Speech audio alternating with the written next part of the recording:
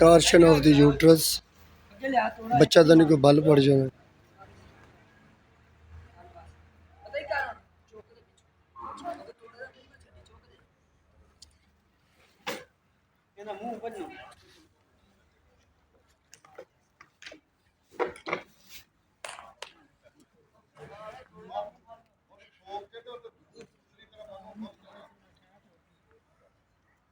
ठोक के बनो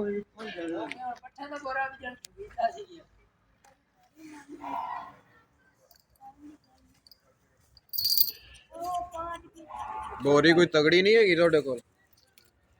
ਐ ਤਾਂ ਨਹੀਂ ਉਹਦੇ ਨਾਲ